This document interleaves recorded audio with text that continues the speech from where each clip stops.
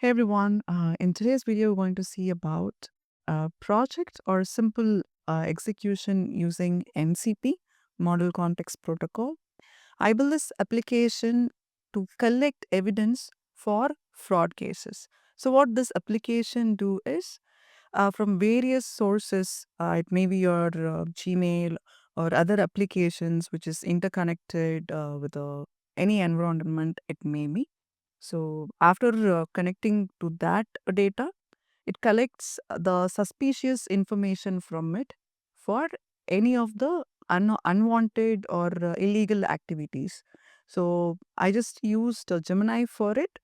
You can directly export the API key of it.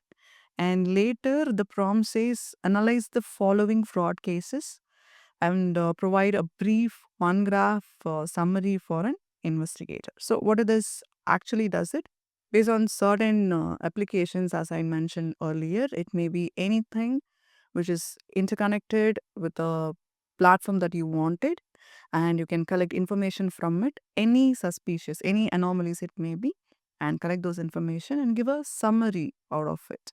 So it's a simple application for fraud cases. You can enhance this in general. So let's see like how it is actually working. This is a front end. So this is one button, one click away that you can get the entire information of it. So let me just.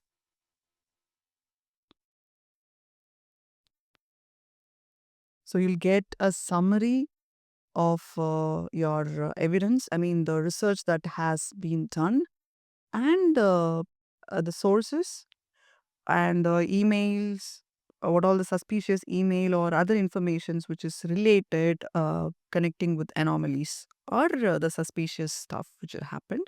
So if you see here, this is a summary which obtained from the sources which we connected with, the case details, emails, and application logs. I mean the system and application logs. From that we got the summary.